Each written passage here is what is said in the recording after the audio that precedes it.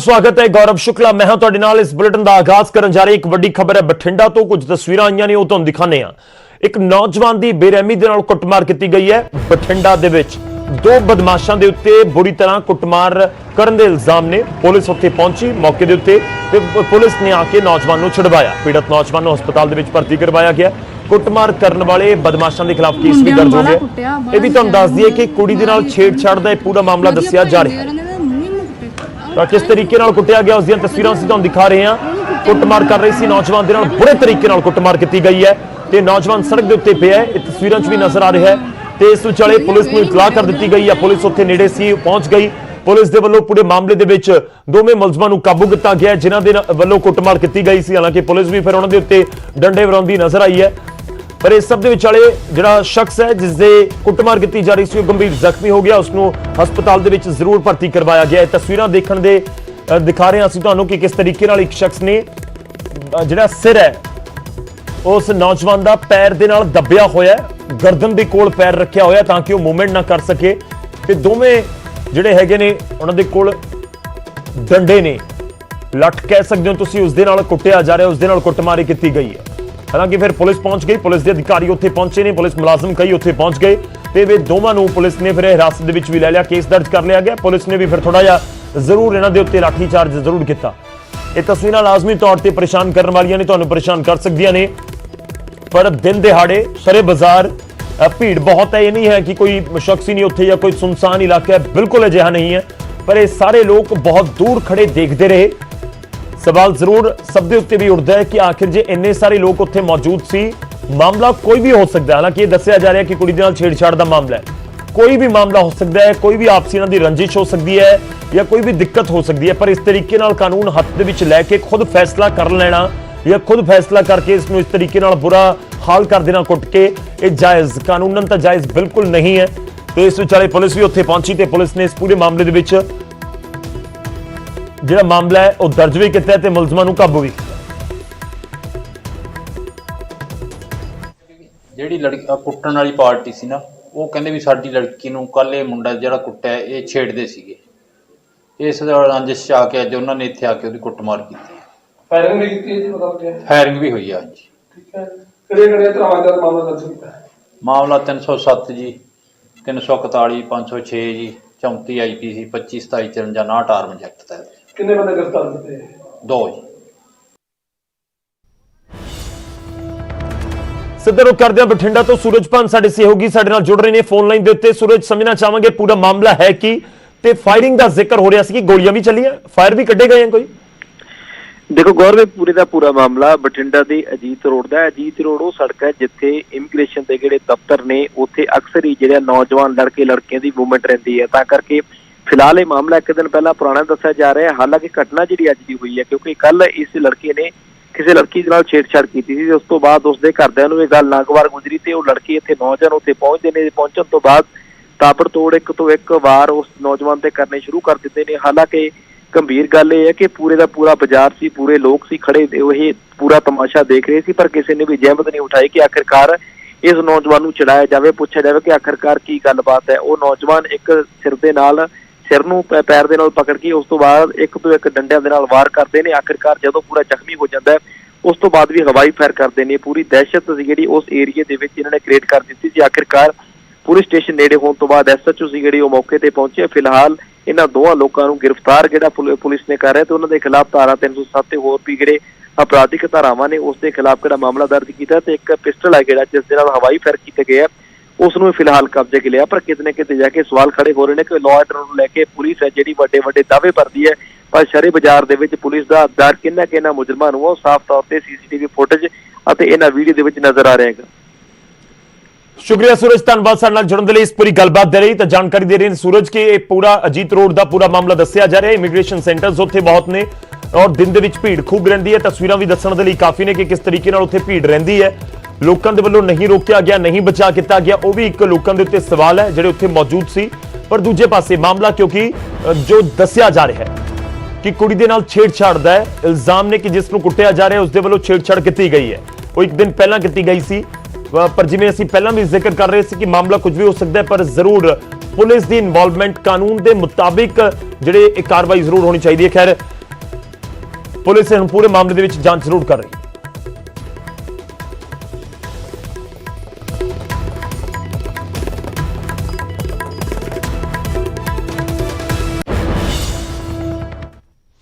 ਹੁਣ ਅੱਗੇ ਵਧਦੇ ਹਾਂ ਤੇ ਗੱਲ ਹੋਵੇਗੀ ਕਿਸਾਨ ਅੰਦੋਲਨ ਦੀ, ਕਿਸਾਨਾਂ ਤੇ ਕੇਂਦਰ ਦੇ ਵਿਚਾਲੇ ਗੱਲਬਾਤ ਦੀ। 14 ਦਿਨ ਬਾਅਦ ਸਰਕਾਰ ਨੇ ਕਿਸਾਨਾਂ ਨੂੰ ਮੀਟਿੰਗ ਦੇ ਲਈ ਸੱਦਾ ਪੱਤਰ ਜ਼ਰੂਰ ਭੇਜ ਦਿੱਤਾ, ਪਰ ਇਸ ਸੱਦੇ ਪੱਤਰ ਨੂੰ ਲੈ ਕੇ ਵੀ ਸਵਾਲ ਉੱਠ ਰਹੇ ਨੇ, ਕਿਉਂਕਿ ਇਸ ਦੇ ਵਿੱਚ ਮੀਟਿੰਗ ਦੀ ਕੋਈ ਤਾਰੀਖ ਨਹੀਂ, ਮਿਲਣ ਦਾ ਕੋਈ ਸਮਾਂ ਨਹੀਂ। ਤਾਰੀਖ ਦਾ ਫੈਸਲਾ ਕਿਸਾਨਾਂ ਦੇ ਉੱਤੇ ਸਰਕਾਰ ਦੇ ਵੱਲੋਂ ਛੱਡਿਆ ਗਿਆ ਹੈ।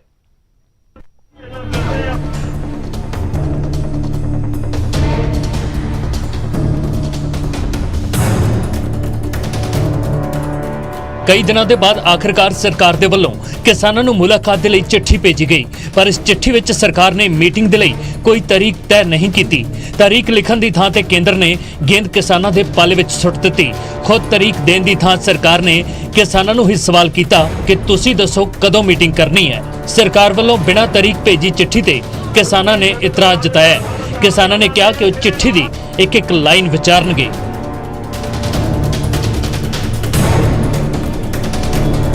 मीटिंग सारा कुछ विचार के ही फिर जो अगली रणनीति दसांगे कि सरकार नाल मीटिंग करनी है या नहीं करनी।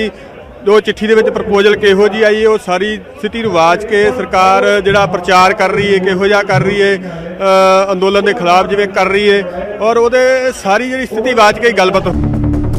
केंद्र दे वल्लों बिना तारीख भेजी चिट्ठी ते जदों बीजेपी नूं सवाल किया गया तो उन्हां दा की जवाब सी, जरा वो भी सुन लवो। सद्दे पत्तर नूं लैके ही पहलां तां ये कन्फ्यूजन है कि की ये किहो जिहा सद्दा पत्तर है, मतलब ना कोई टाइम है ना डेट है ना की है। मेरे समझ ना आती कि गल दा गलोड़ बनता जा रहा है। गल कुछ नहीं, दर्शनपाल जी ने जड़ा प्रपोजल भेजी सी ओदे ते जो 29 सी वो करके सरकार नूं भेजी, और सरकार तो पहले दिन तो ही कह रही है कि असी गलबात नूं तैयार है। जथेबंदियां जदों चाहण जथेबंदियां जदों चाहण ਅਸੀਂ ਗੱਲ ਕਰਨ ਨੂੰ ਤਿਆਰ ਹਾਂ। ਸੋ ਜਦ ਤੁਸੀਂ ਕਿਸੇ ਨੂੰ ਮਿਲਣਾ ਹੈ ਔਰ ਜਦ ਤੁਸੀਂ ਉਹਨੂੰ ਕਹਿੰਦੇ ਹੋ ਕਿ ਅਸੀਂ ਕਿਸ ਵਕਤ ਗੱਲਬਾਤ ਕਰਨੀ ਹੈ ਸਾਨੂੰ ਦੱਸ ਦੇ, ਇੱਕ ਤੁਸੀਂ ਹੋਰ ਵੱਡਾ ਜੈਸਚਰ ਖੁੱਲਾ ਦਿਲ ਦਿਖਾਉਂਦੇ ਹੋ। ਸੋ ਮੈਨੂੰ ਉਮੀਦ ਹੈ ਕਿ ਕਿਸਾਨ ਜਥੇਬੰਦੀਆਂ ਕਿਤੇ ਨਾ ਕਿਤੇ ਇਸ ਤੇ ਪੋਜ਼ਿਟਿਵਲੀ ਵਿਚਾਰ ਕਰਨਗੀਆਂ। केंद्र वालों बिना तारीख चिट्ठी भेजे जान ते विरोधी धिरां ने सरकार नूं घेरिया है। विरोधी धिरां ने कहा कि सरकार ने अधूरे मन दे नाल मीटिंग लई चिट्ठी भेजी है, जो दसदी है कि इस मसले नूं हल करन दी सरकार दी मंशा ही नहीं है। आपको चाहिए कि उनको बुला करके टाइम फिक्स करके बात करें। आप कहते हैं कि हमने चिट्ठी भेज दी है, किसान डिसाइड कर ले, अगर उन्होंने सोच करके मानना है तो ठीक है, नहीं तो मीटिंग नहीं करेंगे। बहुत सारिया सोधा ਲਈ ਮੰਨ ਗਿਓ। ਇਹਦੇ ਨਾਲ ਇਹ ਸਾਬਤ ਹੋ ਗਿਆ ਕਿ ਤੁਹਾਡੇ ਕਾਨੂੰਨਾਂ ਦੇ ਵਿੱਚ ਫਲॉज ਕਮੀਆਂ ਕਮਜ਼ੋਰੀਆਂ ਸੀਗੀਆਂ, ਜਿਹਦੀ ਵਜ੍ਹਾ ਕਰਕੇ ਤੁਸੀਂ ਇਹਨਾਂ ਸੋਧਾਂ ਦੇ ਲਈ ਮੰਨਿਓ। ਪਰ ਹੁਣ ਸਿਰਫ ਔਰ ਸਿਰਫ ਜ਼ਿੱਦ ਦੇ ਉੱਪਰ ਅੜੀ ਹੋਈ ਹੈ ਕੇਂਦਰ ਸਰਕਾਰ। ਇਹ ਜ਼ਿੱਦ 8 ਦਸੰਬਰ ਤੋਂ ਬਾਅਦ ਕਿਸਾਨਾਂ ਤੇ ਸਰਕਾਰ ਦੇ ਵਿਚਾਲੇ ਕੋਈ ਰਸਮੀ ਗੱਲਬਾਤ ਨਹੀਂ ਹੋਈ, ਪਰ ਹੁਣ ਕੇਂਦਰ ਨੇ ਕਿਸਾਨਾਂ ਨੂੰ ਮੀਟਿੰਗ ਦੇ ਲਈ ਚਿੱਠੀ ਤਾਂ ਭੇਜੀ ਹੈ, ਪਰ ਇਸ ਬਿਨਾਂ ਤਾਰੀਖ ਵਾਲੀ ਚਿੱਠੀ ਭੇਜੇ ਜਾਣ ਦੇ ਨਾਲ ਨਵੇਂ ਸਵਾਲ ਖੜੇ ਹੋ ਗਏ ਨੇ। Bureau report, news 18।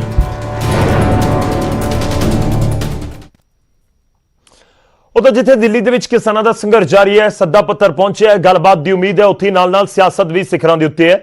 ਖੇਤੀ ਕਾਨੂੰਨਾਂ ਨੂੰ ਲੈ ਕੇ ਵਿਰੋਧੀਆਂ ਦੇ ਵੱਲੋਂ ਕੇਂਦਰ ਨੂੰ ਘੇਰਿਆ ਜਾ ਰਿਹਾ ਹੈ। ਬੀਜੇਪੀ ਵੱਲੋਂ ਆਪਣਾ ਸਟੈਂਡ ਸਪਸ਼ਟ ਕੀਤਾ ਜਾ ਰਿਹਾ ਹੈ। ਬੀਜੇਪੀ ਦਾ ਤਰਕ ਹੈ ਕਿ ਨਵੇਂ ਖੇਤੀ ਕਾਨੂੰਨ ਕਿਸਾਨਾਂ ਦੇ ਹਿੱਤ ਦੇ ਵਿੱਚ ਨੇ। ਪਹਿਲਾਂ ਤੋਂ ਹੀ ਕਈ ਕੰਪਨੀਆਂ ਕਿਸਾਨਾਂ ਦੇ ਨਾਲ ਆਲਰੇਡੀ ਕੰਟਰੈਕਟ ਫਾਰਮਿੰਗ ਦੇ ਅਧੀਨ ਕੰਮ ਕਰ ਰਹੀਆਂ ਨੇ।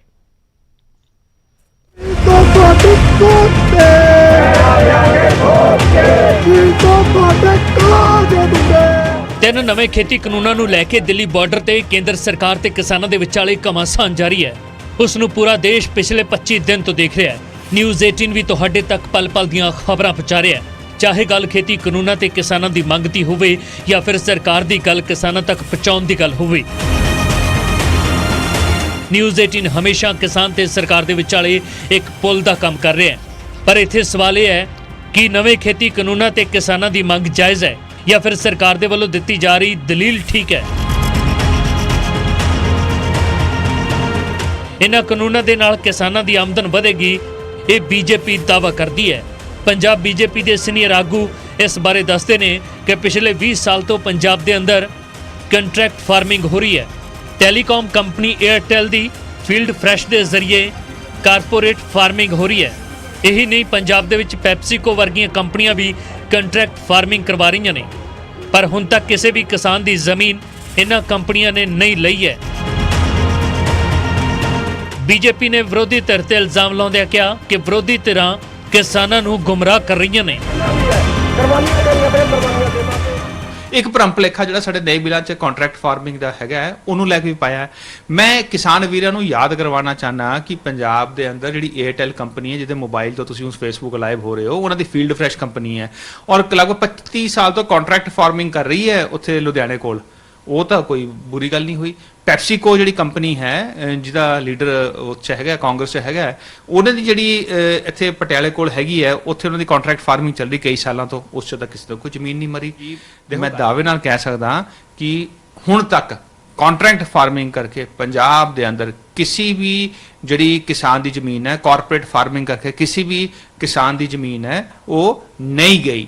ਕੀ ਕੰਟਰੈਕਟ ਫਾਰਮਿੰਗ 13 ਸਾਲ ਤੋਂ ਕਿਸਾਨਾਂ 'ਚ ਚੱਲ ਰਹੀ ਹੈ ਔਰ ਕਿਸਾਨ ਉਹਦਾ ਬੜਾ ਫਾਇਦਾ ਲੈ ਰਿਹਾ। ਮੇਰੇ ਪਿੰਡ ਦੇ ਵਿੱਚ ਵੀ ਜਿਹੜੀ ਹੈ ਉਹਨੇ ਫਸਲ ਜਿਹੜੀ ਹੈ ਬੀਜੀ ਜਾ ਰਹੀ ਹੈ, ਪੈਪਸੀ ਪਹਿਲਾਂ ਦੀ ਕਰ ਰਹੀ ਹੈ। ਤੇ ਸਾਨੂੰ ਇਸ ਚੀਜ਼ ਨੂੰ ਸਾਰਿਆਂ ਨੂੰ ਪਹਿਲਾਂ ਦੇਖਣਾ ਚਾਹੀਦਾ ਹੈ। ਕੈਪਟਨ ਸਾਹਿਬ ਜਿਹੜੇ ਆ ਇਹਨਾਂ ਨੂੰ ਖੁਦ ਜਿਹੜੇ ਆ 13 ਸਾਲ ਪਹਿਲੇ ਲੈ ਕੇ ਆਏ ਸੀ ਔਰ ਜਗ੍ਹਾ ਵੀ ਦਿੱਤੀ ਸੀ ਔਰ ਕੈਪਟਨ ਸਾਹਿਬ ਨੇ ਇਹਨਾਂ ਦੇ ਉਦਘਾਟਨ ਵੀ ਕੀਤਾ ਸੀ। ਨਾਲ ਇਹ ਵੀ ਕਿਹਾ ਸੀਗਾ ਕਿ ਜਿਹੜੀ 에ਅਰਟੈਲ ਜਿਹੜੀ ਹੈ ਆ ਗਈ ਹੈ, ਗੋਦਰੇਜ ਪਿੱਛੇ ਆ ਰਹੀ ਹੈ। 에ਅਰਟੈਲ ਜਿਹੜੀ ਹੈ 12,000 ਪਿੰਡਾਂ ਨੂੰ ਗਲਪਕੜੀ 'ਚ ਲੈ ਕੇ ਕਿਸਾਨਾਂ ਦਾ ਬੜਾ ਫਾਇਦਾ ਹੋਣ ਵਾਲਾ ਹੈ। ਬੀਜੇਪੀ ਦੇ ਸੀਨੀਅਰ ਆਗੂਆਂ ਦਾ ਇਲਜ਼ਾਮ ਹੈ ਕਿ ਪੰਜਾਬ ਦੀਆਂ तमाम ਸਿਆਸੀ ਧਿਰਾਂ ਕਿਸਾਨ ਅੰਦੋਲਨ ਦੇ ਨਾਮ ਤੇ ਰਾਜਨੀਤੀ ਕਰ ਰਹੀਆਂ ਨੇ ਅਤੇ ਭੋਲੇ ਭਾਲੇ ਕਿਸਾਨ ਇਸ ਦੇ ਜਾਲ ਵਿੱਚ ਫਸ ਚੁੱਕੇ ਨੇ। Bureau report, news 18।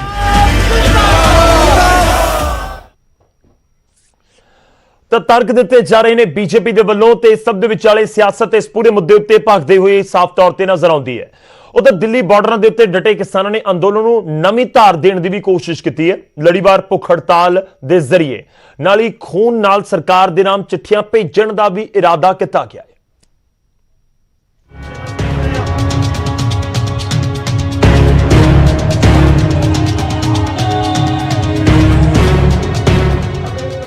Singhu Tikri ਤੇ ਪਲਵਲ 'ਚ ਦਿੱਲੀ ਦੇ ਬਾਰਡਰ ਕਿਸਾਨਾਂ ਨੇ ਲਗਾਤਾਰ ਘੇਰੇ ਹੋਏ ਨੇ ਤੇ ਇਰਾਦਾ ਉਹੀ ਹੈ, ਸਰਕਾਰ ਤਿੰਨੇ ਕਾਨੂੰਨ ਵਾਪਸ ਲਵੇਗੀ ਤਾਂ ਹੀ ਦਿੱਲੀ ਦੇ ਬਾਰਡਰ ਖਾਲੀ ਕੀਤੇ ਜਾਣਗੇ। ਫਿਲਹਾਲ ਕਾਨੂੰਨਾਂ ਦੇ ਖਿਲਾਫ ਅੰਦੋਲਨ ਹੋਰ ਵੀ ਤੇਜ਼ ਕਰ ਦਿੱਤਾ ਗਿਆ ਹੈ। ਲੜੀਵਾਰ ਭੁੱਖ ਹੜਤਾਲ ਦੀ ਸ਼ੁਰੂਆਤ ਕਰ ਦਿੱਤੀ ਗਈ ਹੈ ਤੇ ਪਹਿਲੇ ਦਿਨ 11 ਕਿਸਾਨ ਆਗੂਆਂ ਨੇ ਅੰਨ ਤਿਆਗਿਆ ਹੈ। ਇਸੇ ਤਰ੍ਹਾਂ ਹੀ 11-11 ਦੀ ਗਿਣਤੀ 'ਚ ਜਥੇਬੰਦੀਆਂ ਦੇ ਆਗੂ ਰੋਜ਼ਾਨਾ 24 ਘੰਟਿਆਂ ਦਾ ਵਰਤ ਰੱਖਣਗੇ।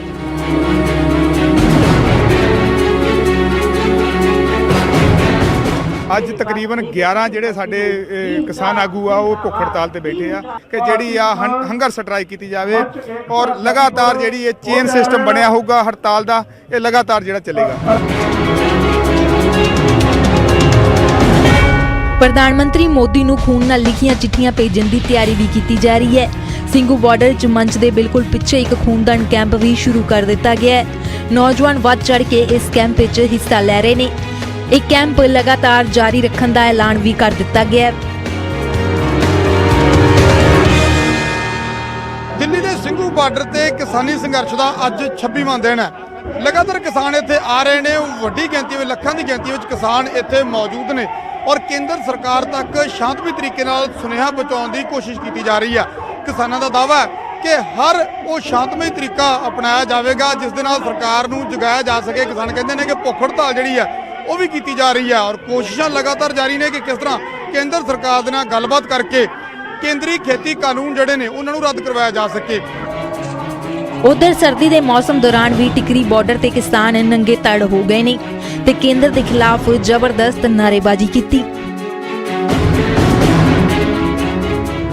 5-4 रोज और बैठेंगे, जब ज़्यादा सर्दी होगी तो गाँव चले जाएंगे, लेकिन ऐसा उनका वहम है। सर्दी चाहे इससे 10 गुना ज़्यादा हो जाए लेकिन हम यहीं पे रहेंगे और हम हर रोज़ कपड़ा उतार के आएंगे, जितना मर्जी सर्दी हो जाएगी, लेकिन हम अभी मैदान नहीं छोड़ेंगे। 26 ਨਵੰਬਰ ਤੋਂ ਹੀ ਕਿਸਾਨ ਦਿੱਲੀ ਦੇ ਬਾਰਡਰਾਂ ਤੇ ਡੇਰੇ ਪਾ ਕੇ ਬੈਠੇ ਨੇ। ਕੇਂਦਰ ਨਾਲ ਕਈ ਦੌਰ ਦੀ ਗੱਲਬਾਤ ਵੀ ਕਿਸੇ ਸਿਰ ਬੰਨੇ ਨਹੀਂ ਲੱਗ ਸਕੀ। ਸਰਕਾਰ ਸੋਧ ਦੀ ਗੱਲ ਵਾਰ-ਵਾਰ ਕਹਿ ਰਹੀ ਹੈ ਤਾਂ ਕਿਸਾਨ ਵੀ ਕਾਨੂੰਨ ਰੱਦ ਕਰਨ ਤੋਂ ਇਲਾਵਾ ਕਿਸੇ ਸਮਝੌਤੇ ਲਈ ਤਿਆਰ ਨਹੀਂ। Bureau report news 18।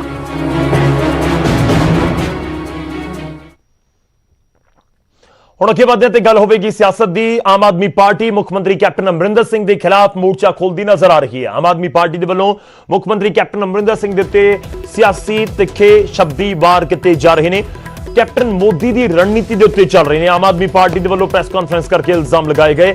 ਕੈਪਟਨ ਨੂੰ ਕਿਸਾਨੀ ਮੁੱਦੇ ਦੇ ਉੱਤੇ ਪ੍ਰਧਾਨ ਮੰਤਰੀ ਦੇ ਨਾਲ ਮੁਲਾਕਾਤ ਕਰਨੀ ਚਾਹੀਦੀ ਹੈ। ਆਮ ਆਦਮੀ ਪਾਰਟੀ ਨੇ ਕੇਂਦਰ ਸਰਕਾਰ ਨੂੰ ਵੀ ਨਿਸ਼ਾਨੇ ਤੇ ਲਿਆ ਤੇ ਕਿਸਾਨਾਂ ਤੇ ਮਜ਼ਦੂਰਾਂ ਦੀ ਲੜਾਈ 'ਚ ਫਤਿਹ ਜ਼ਰੂਰ ਹੋਵੇਗੀ, ਇਹ ਵੀ ਆਮ ਆਦਮੀ ਪਾਰਟੀ ਵੱਲੋਂ ਕਿਹਾ ਗਿਆ। ਤਾਂ ਆਮ ਆਦਮੀ ਪਾਰਟੀ ਦੇ ਵੱਲੋਂ ਪ੍ਰੈਸ ਕਾਨਫਰੰਸ ਕੀਤੀ ਗਈ ਹੈ। ਦਰਅਸਲ ਦਿੱਲੀ ਦੇ ਮੁੱਖ ਮੰਤਰੀ, ਪੰਜਾਬ ਦੇ ਮੁੱਖ ਮੰਤਰੀ ਕਦੇ ਟਵਿੱਟਰ ਦੇ ਉੱਤੇ ਤਾਂ ਕਦੇ ਬਿਆਨਾਂ ਦੇ ਜ਼ਰੀਏ ਇੱਕ ਦੂਜੇ ਦੇ ਉੱਤੇ ਵਾਰ ਕਰਦੇ ਪਿਛਲੇ ਕੁਝ ਸਮੇਂ 'ਚ ਨਜ਼ਰ ਆਏ ਨੇ। ਹੁਣ ਆਮ ਆਦਮੀ ਪਾਰਟੀ ਪੰਜਾਬ ਸਰਕਾਰ ਨੂੰ, ਮੁੱਖ ਮੰਤਰੀ ਨੂੰ ਘੇਰ ਰਹੀ ਹੈ ਕਿ ਕੇਂਦਰ ਦੀ ਰਣਨੀਤੀ ਦੇ ਉੱਤੇ ਪੰਜਾਬ ਦੇ ਮੁੱਖ ਮੰਤਰੀ ਚੱਲ ਰਹੇ। ਉੱਥੇ ਜੋ ਜਜ਼ਬਾ, ਵੈਸੇ ਤਾਂ ਫਤਿਹ ਹੋਣੀ ਹੈ ਦੇਸ਼ ਦੇ ਕਿਸਾਨ ਔਰ ਮਜ਼ਦੂਰ ਦੀ ਲੜਾਈ ਦੀ, ਇਹ ਫਤਿਹ ਹੋਏਗੀ, ਇਹਦੇ 'ਚ ਕੋਈ ਦੋ ਰਾਏ ਨਹੀਂ। ਲੇਕਿਨ ਇਮੀਡੀਏਟ ਜਿਹੜਾ ਫਾਇਦਾ ਹੋਇਆ, ਸਾਨੂੰ ਜਿਹੜਾ 70 ਸਾਲ ਤੋਂ ਰਾਜਨੀਤਿਕ ਲੋਕਾਂ ਨੇ ਸਾਡੀ ਸ਼ਰਾਫਤ ਦਾ ਫਾਇਦਾ ਉਠਾ ਕੇ ਸਾਨੂੰ ਲੜਾਇਆ ਹੋਇਆ ਸੀ, ਪੰਜਾਬ ਤੇ ਹਰਿਆਣੇ ਨੂੰ ਦੁਸ਼ਮਣ ਬਣਾਇਆ ਵੀ ਦੇਸ਼ ਦੀ ਸਰਕਾਰ ਦਾ ਜਿਹੜਾ ਅਕਸਾ ਉਹ ਦੁਨੀਆ ਦੇ ਵਿੱਚ ਥੱਲੇ ਜਾ ਰਿਹਾ ਔਰ ਉਹਦੇ ਵਿੱਚ ਕਿਤੇ ਨਾ ਕਿਤੇ ਜਿਹੜੀਆਂ ਸਾਡੀਆਂ ਐਸਟੈਬਲਿਸ਼ ਜਿਹੜੀਆਂ ਪੋਲੀਟੀਕਲ ਸਟਰੀਮਸ ਨੇ, ਪੋਲੀਟੀਕਲ ਪਾਰਟੀਆਂ ਨੇ, ਉਹਨਾਂ ਦਾ ਓਨਾ ਹੀ ਹੱਥ ਰਿਹਾ ਹੈ ਔਰ ਕੈਪਟਨ ਅਮਰਿੰਦਰ ਸਿੰਘ ਵੀ ਅਮਿਤ ਸ਼ਾਹ ਦੇ ਹੱਥ ਟੋਕੇ ਬਣ ਕੇ ਪੰਜਾਬ ਦੇ ਵਿੱਚ ਕੰਮ ਕਰ ਰਹੇ ਆ। ਹੁਣ ਅੱਗੇ ਵਧਦੇ ਕੁਝ ਹੋਰ ਖਬਰਾਂ ਦਾ ਰੁਖ ਕਰਦੇ ਹਾਂ। ਅੰਮ੍ਰਿਤਸਰ ਤੋਂ ਖਬਰ ਹੈ, ਮੰਦਭਾਗੀ ਖਬਰ ਹੈ। ਮਰਹੂਮ ਐਸਐਮਓ ਦੀ ਪਤਨੀ ਦੇ ਵੱਲੋਂ ਖੁਦਕੁਸ਼ੀ ਕਰ ਲਈ ਗਈ। ਉਹਨਾਂ ਦਾ ਦੇਹਾਂਤ ਹੋ ਗਿਆ। ਤੁਹਾਨੂੰ ਦੱਸ ਦਈਏ ਕਿ ਸਲਫਾਸ ਦੀਆਂ ਗੋਲੀਆਂ ਨਿਕਲੀਆਂ ਗਈਆਂ ਸੀ ਉਹਨਾਂ ਦੇ ਵੱਲੋਂ ਤੇ ਇੱਕ ਪ੍ਰਾਈਵੇਟ ਹਸਪਤਾਲ ਦੇ ਵਿੱਚ ਅੰਮ੍ਰਿਤਸਰ 'ਚ ਉਹਨਾਂ ਨੂੰ ਭਰਤੀ ਕਰਵਾਇਆ ਗਿਆ ਸੀ। ਡਾਕਟਰ ਅਰੁਣ ਸ਼ਰਮਾ ਦੀ ਪਤਨੀ, ਉਹਨਾਂ ਦੀ ਮੌਤ ਹੋਈ ਹੈ। ਦਰਅਸਲ ਡਾਕਟਰ ਅਰੁਣ ਸ਼ਰਮਾ ਐਸਐਮਓ ਦੇ ਅਹੁਦੇ ਉੱਤੇ ਸੀ, ਸੀਨੀਅਰ ਮੈਡੀਕਲ ਅਫੀਸਰ ਦੇ ਅਹੁਦੇ ਉੱਤੇ, ਤੇ ਕਰੋਨਾ ਕਾਲ ਦੇ ਦੌਰਾਨ ਜਦੋਂ ਕਰੋਨਾ ਦਾ ਬਹੁਤ ਪ੍ਰਕੋਪ ਨਜ਼ਰ ਆ ਰਿਹਾ ਸੀ, ਉਸ ਦੌਰਾਨ ਉਹਨਾਂ ਦੀ ਮੌਤ ਹੋ ਗਈ ਸੀ ਕਰੋਨਾ ਦੀ ਵਜ੍ਹਾ ਦੇ ਨਾਲ। ਫਰੰਟ ਲਾਈਨਰਸ ਉਹਨਾਂ ਦੀ ਮੌਤ ਹੋਈ ਤੇ ਉਸ ਤੋਂ ਬਾਅਦ ਪਤੀ ਦੀ ਮੌਤ ਤੋਂ ਬਾਅਦ ਉਹਨਾਂ ਦੀ ਪਤਨੀ ਕਾਫੀ ਤਣਾਅ ਦੇ ਵਿੱਚ ਚੱਲ ਰਹੀ ਸੀ ਤੇ ਉਹਨਾਂ ਨੇ ਖੌਫਨਾਕ ਕਦਮ ਚੁੱਕਿਆ। ਉਹਨਾਂ ਦੀ ਮੌਤ ਦੀ ਜਾਣਕਾਰੀ ਵੀ ਨਿਕਲ ਕੇ ਸਾਹਮਣੇ ਆਈ ਹੈ। ਇਹ ਡਾਕਟਰ ਸੋਨੀਆ ਸੀ ਇੱਥੇ ਗਲੀ ਨੰਬਰ 2 ਵਿਜੇ ਨਗਰ। ਉਹ ਪਤਾ ਲੱਗਾ ਵੀ ਉਹਨੇ ਕੁਝ ਖਾ ਲਿਆ ਸਲਫਾਸ। ਉਹ ਕਿੰਨਾ ਦੇ ਮੈਸੇਜ ਹੈਗੇ ਸੀ? ਉਹ ਡਾਕਟਰ ਆਪਣੇ ਅਰੁਣ ਸੀ, ਡਾਕਟਰ ਅਰੁਣ ਸ਼ਰਮਾ। ਅਰੁਣ ਸ਼ਰਮਾ ਐਸਐਮਓ ਹੀ, ਉਹਨਾਂ ਦੇ ਪਿੱਛੇ ਕਰੋਨਾ ਡੈਥ ਹੋਈ। ਪਤਾ ਲੱਗਾ ਉਹਨੇ ਡੈਥ, ਉਹਨਾਂ ਦੀ ਮਤਲਬ ਵਾਈਫ ਹੈ। ਕਾਰਨ ਪਤਾ ਲੱਗਾ? ਕੀ ਕਾਰਨ ਹੈ ਸਰ? ਪਤਾ ਲੱਗਾ ਕਾਰਨ ਉਹਦੇ ਜਿਹੜਾ ਭਰਾ ਵੀ ਆਏ, ਦੋ ਭਰਾ ਆਪਣੇ ਜੀ ਸੋਨੀਆ ਦੇ, ਉਹ ਕਹਿੰਦੇ ਆ ਵੀ ਡਿਪਰੈਸ਼ਨ ਕਰਕੇ ਹੋਈ ਉਹਨੇ। ਕਿਸ ਚੀਜ਼ ਦਾ ਡਿਪਰੈਸ਼ਨ ਸੀ? ਇਹਦੇ ਬਾਰੇ ਘਰ ਵਾਲੇ ਦਾ ਛੋਟਾ ਨਾ ਉਹਨਾਂ ਦੇ ਕਹਿਣ ਮੁਤਾਬਕ।